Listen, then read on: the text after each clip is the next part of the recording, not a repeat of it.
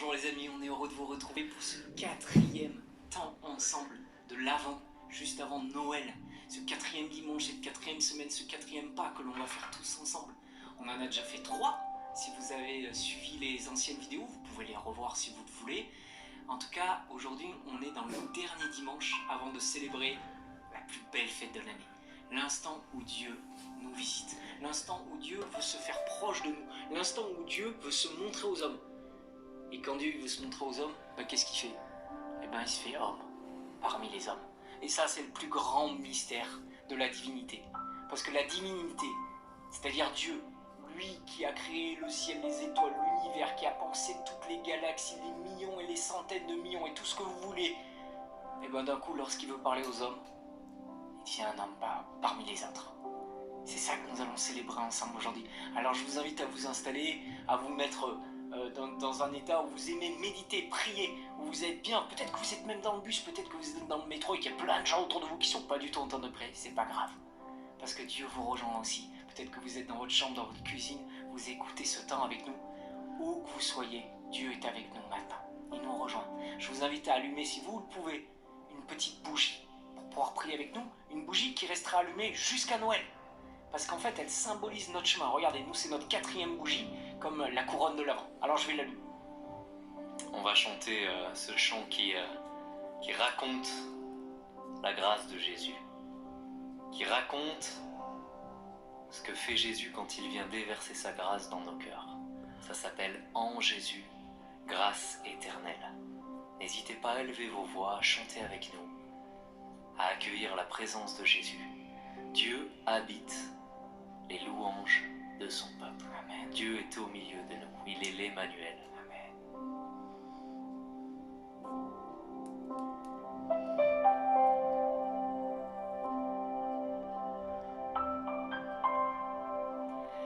Il s'est incarné pour manifester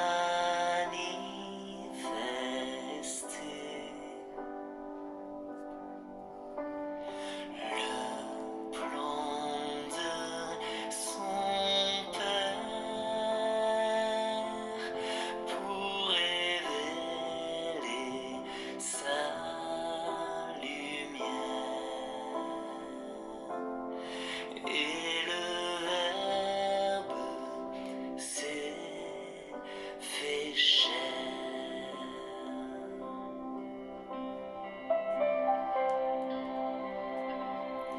En Jésus, grâce éternelle, en son cœur s'ouvrent les cieux.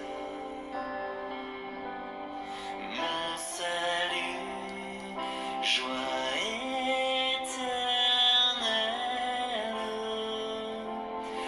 il est la splendeur de Dieu. Jésus-Christ majestueux.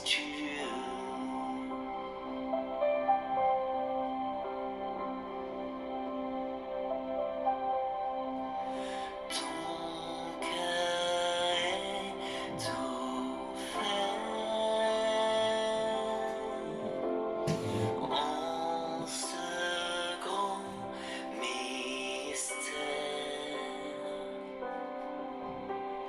Et tu nous libères en venant sur notre terre, en donnant l'amour du Père. Chantons tous ensemble. En Jésus, grâce éternelle. En Jésus, grâce éternelle, en son cœur s'ouvrent les cieux. Mon salut, joie éternelle.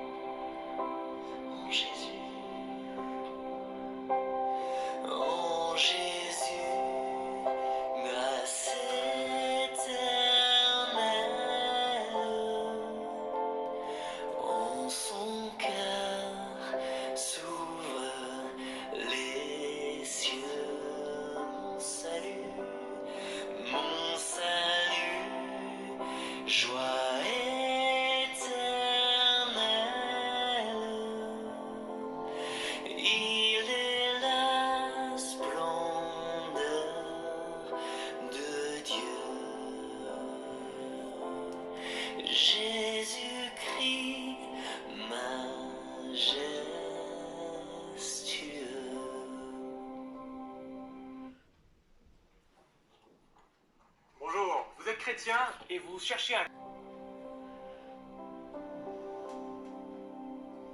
Seigneur Jésus, viens rejoindre maintenant nos cœurs. Viens apporter ta paix en chacun de nous, maintenant. Permets-nous maintenant de recentrer nos cœurs sur l'essentiel, ta venue à Noël. Bon, la chose la plus importante, c'est pas les cadeaux que nous sommes en train de préparer, ou le dîner que nous sommes en train de prévoir, ou la fête, ou toutes ces choses qui sont très matérielles, qui sont bonnes, mais qui ne sont pas l'essentiel. L'essentiel, il est maintenant de nous recentrer sur toi, Jésus. Que tu nous apportes ta paix, que nous puissions avoir un cœur grand ouvert. Le jour où Marie et Joseph vont passer dans Bethléem et frapper à la porte en disant « Est-ce qu'on peut rentrer ici? Est-ce qu'il y a un peu de place ici pour que notre enfant il puisse naître? Parce que cet enfant, nous l'avons reçu nous-mêmes de Dieu et nous voulons vous le donner. » Jésus, donne-nous cette grâce de toujours ouvrir notre cœur lorsque tu arrives dans nos vies. Lorsque, le 24 au soir, Joseph et Marie frapperont aux portes de toutes les maisons du monde entier. Permets-nous d'entendre la porte vibrer, frapper, et que nous puissions ouvrir et dire « Entrez ». Ici, c'est pas tout prêt, c'est pas tout propre, c'est pas tout parfait, mais vous pouvez venir. C'est comme une étape. Ma vie, c'est comme une étape, mais vous pouvez venir. Et voilà comment nous devons nous préparer à Noël. Alors, faisons ensemble ce dernier pas maintenant. Faisons ensemble ce 4e pas pour bien nous préparer, parce que cette semaine est la plus grande semaine de l'année, l'instant où nous accueillons Jésus dans nos vies.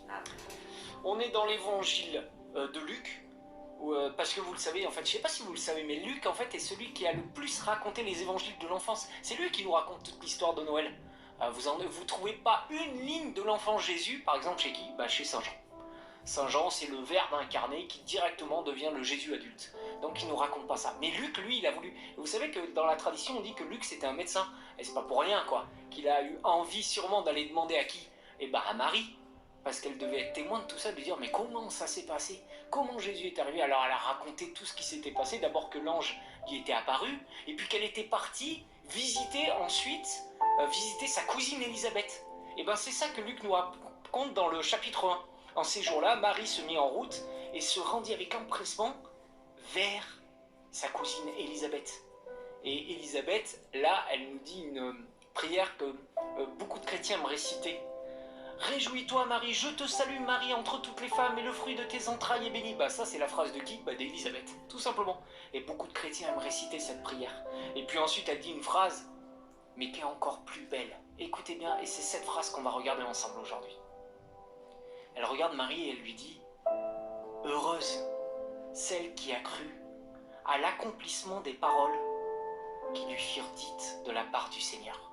Heureuse celle qui a cru dans les paroles du Seigneur. » Alors ça, j'aimerais que ça, que Élisabeth, elle me regarde et qu'elle dise à Benjamin, moi, et qu'elle me dise « Heureux car tu as cru dans les paroles du Seigneur sur toi. » Et je vous le souhaite maintenant. Peut-être que vous pouvez mettre votre prénom en disant « Heureux » en mettant votre prénom, car tu as cru dans les paroles de ton Seigneur. Heureuse, car tu as cru dans les paroles de ton Seigneur. En fait, toute l'histoire maintenant qui nous est demandée pour nous préparer une dernière fois à Noël, c'est de croire, c'est d'avoir la foi, c'est d'avoir un cœur ouvert. Surtout de ne pas rester froid à tout ça, de ne pas rester hermétique ou de nous faire absorber par les soucis de la vie. C'est-à-dire par les soucis des cadeaux, par les soucis et le stress, parce que le cousin il n'est pas content, parce que la grand-mère peut-être qu'elle est malade, parce qu'en fait il y a un problème avec le pépé qui va pas bien. Non. La chose la plus importante à Noël, c'est heureux car vous aurez cru que Jésus vous a visité, que Jésus veut visiter votre cœur, et que même si dans votre famille c'est absolument pas parfait, et c'est même un méga bordel en ce moment dans les relations, parce que ça arrive dans toutes les familles du monde, ne vous inquiétez pas, la paix de Jésus est plus grande que tous les bazars dans nos familles, que tous les bazars des problèmes qu'on peut avoir financiers et tout, de tous les problèmes qu'on peut porter actuellement. La plus grande nouvelle, c'est que Dieu vient vous visiter et que Dieu vous rejoint en ce moment. Voilà pourquoi vous pouvez croire dans ces paroles. Posez ce petit acte de foi en disant maintenant, moi je veux être comme Marie. Elle a cru dans les paroles de son Seigneur. Quand Élisabeth, elle l'a vue, elle a dit « Waouh, voilà une femme qui croit dans les paroles de son Seigneur ». Eh bien, je vous souhaite, vous, toutes les femmes qui êtes en train de regarder cette vidéo, je vous souhaite qu'on vous regarde dans le monde en disant « Waouh, voilà une femme qui croit dans les paroles de son Seigneur ». Ben, c'est pas évident, hein. Même moi, j'aimerais bien qu'on me dise ça de moi aussi en disant « Waouh ». Alors comment on démarre? En faisant comme Marie, en étant l'humble servant du Seigneur. L'humble servant du Seigneur, c'est-à-dire en disant « Eh ben moi, je comprends pas toutes les paroles de Jésus, mais je veux y croire. Je veux marcher à la suite de Jésus. » Et Marie, elle a été la première à se mettre en route, à travers les voies que l'ange lui avait données, pour suivre Jésus, pour suivre son Fils. Et ben nous voulons marcher à sa suite, nous voulons marcher vers Jésus, pour l'accueillir à Noël, tous ensemble. Maintenant, je vous invite vraiment, juste à poser un acte de foi. Qu'est-ce que ça veut dire? Juste dire, dans votre cœur, je crois en toi, Jésus. Je crois que maintenant tu es là. Je crois que tu bénis mon cœur. Je crois que tu renouvelles ma vie. Je crois que tu poses ta main maintenant sur moi. Et que tous mes soucis, tout mon stress, tout le quotidien que je suis en train de porter, toutes les choses qui sont compliquées et qui arrivent devant moi durant les fêtes de Noël, je veux maintenant les remettre à tes pieds. Je veux m'en libérer. Et je veux maintenant vivre de ton sourire, de ta joie, de la joie des anges qui vont proclamer au monde entier « Nous vous annonçons une grande joie. Aujourd'hui vous est né un sauveur. » Je veux que cette phrase résonne dans ma vie. Et je vous le souhaite, les amis, maintenant, que cette phrase vous habite durant toutes les semaines de Noël, durant toutes ces périodes. Je vous annonce une grande joie. Soyez la joie de votre famille. Soyez la réconciliation de votre famille. Soyez le pardon dans votre famille. Peut-être, comme je vous le disais, c'est le grand bazar actuellement. Peut-être que les relations ont été difficiles. Peut-être qu'il y a même des relations tendues qui vont se rencontrer. Peut-être qu'il y a des cousins, des enfants qui vont se revoir là et que ça va être difficile. Je vous souhaite d'être cet artisan de paix. Je vous souhaite vraiment de mettre de la joie dans vos familles, de mettre un sourire là où c'est difficile, de mettre une parole apaisante lors d'un repas, et juste d'apporter toute la joie de Jésus. Soyez le Bethléem de vos familles, soyez l'étable de vos familles, soyez le lieu de chaleur, soyez le lieu de vie, où tous les gens de vos familles peuvent venir, où tous vos amis peuvent venir se ressourcer à vous. Parce qu'alors vraiment, vous serez des fils et des filles du Père. Vous serez la crèche de Dieu, vous serez le lieu où Jésus est né. Je vous le souhaite vraiment de le vivre maintenant. Soyez dans vos cœurs le lieu où Jésus naît. Et maintenant, je vais le demander pour vous. Je vais le demander que Jésus commence à naître en vous maintenant. Comme il est né à Bethléem, je vous le souhaite maintenant. Qu'il naisse en vous. On va prier. On va prier maintenant. Que Jésus vienne naître en vous. Découvrez Sublime. Sentez. Accueillez sa présence. Il veut naître en vous d'une façon nouvelle, comme il l'a fait il y a 2000 ans. Tout le mystère de Noël est là. Il veut naître en vous.